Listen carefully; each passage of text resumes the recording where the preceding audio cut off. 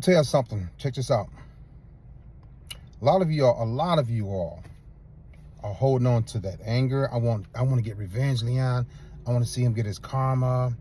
A lot of people I talk to, yo, man, I hope she lose that job, man. She just seems like she's just going on in life. Is real nice to her, man. Leon, it just seems like he's just enjoying life. Let me tell you something. I'm a narcissistic man. I've had my diagnosis. I have my therapy and work on my behaviors every single day.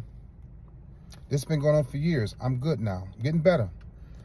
But when I knew that she, whoever she was at the time, there was a lot of she's at the time, when I knew she was still angry that I got away, I knew she was still angry, trying to hold on and wanted me to get in trouble and bashing me and all these other things. Talking to my friends about me, talking to her girlfriends about me. When I knew that she was doing that, I liked it. When a narcissistic person knows that you're still mad and angry and pissed off and reaching out and posting about them and saying all these things, when they know that you're doing that, they know that you are still holding on to that anger, and it burns you deep in your soul. I knew that it was burning her up. I knew this. I was an arrogant, self-centered, cocky dude.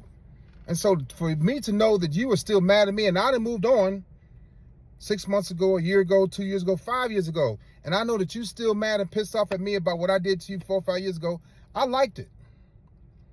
That was the only way for me to feel good about hurting her, whoever she was at the time. This was years ago, right?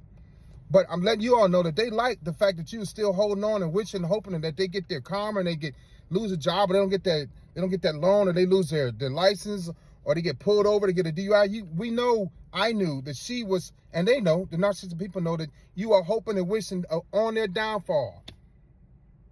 What the problem here is, you're still holding on to anger, which is an emotion. You're still holding on to being pissed off. You're still holding on to old memories, old times. You're still holding on to old pain. You're still holding on to very old anger. You know what else you hold on to? A person that 2 other people created that's affecting you right now. And your mama and daddy did better than his or her mother and father. They created a good person in you, but you holding on to somebody else that somebody else created, and somebody else is hurting, harming you right this minute. Y'all need to let go of that stuff. And a lot of you say, Lord, please help me. You know, I've been praying. And as soon as God wake up next morning and you don't think about that person all day, you don't thank God for letting you not think about that person the next day. You go right back to it, thinking about them, looking at their social media, hoping and praying that they have a downfall. Y'all got to let that evil entity go, because now it's within your soul and spirit. Keep that in mind. Y'all have a great day.